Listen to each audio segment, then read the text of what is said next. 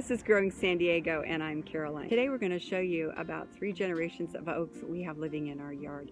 Before I do, hit that subscribe button if you want to learn more about growing natives in San Diego County. Also give us a thumbs up and share these videos with anyone you know who's interested in growing native plants. So today we're going to give you 3 clips on the baby coastal oak, the mother oak, and the grandfather oak. Enjoy. This is the oak tree we lovingly call the grandfather tree, or the giving tree, like in Shel Silverstein's book. It gives us a lot of oxygen.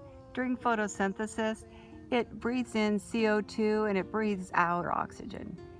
Under the canopy of these trees, the temperature is usually cooler depending on the time of the year.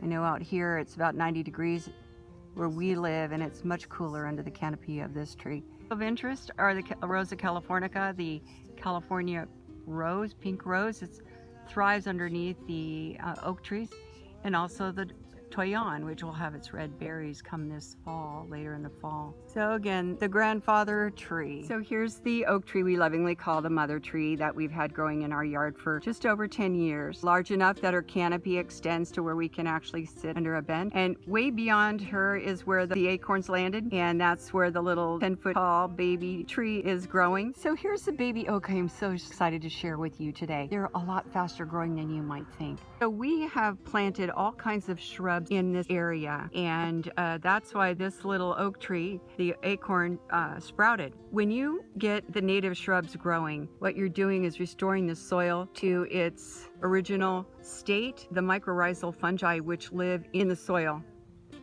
just thrive, they grow, and they're at healthy levels, and that really generates and spurs on new growth and the germination of seeds and native seeds. So around here you'll see we've got native primrose, we've got cherry tree, we've got white sage, and this is in October, so a lot of these plants are dormant. They're in that dormant winter state, kind of like an apple tree in winter. It kind of looks stark. Right over there is a red Baja fairy duster. You can see the yellow primroses over there. But all in and around and tucked away is this little, that once was an acorn, is now, in just 2 years, it's over 10 feet tall, super fast growing California oak. Grows along the California coast, as high up as Mendocino County, and they stay west of the mountains. So again, we just want to encourage you to consider growing coastal live oak. Quercus agrifolia.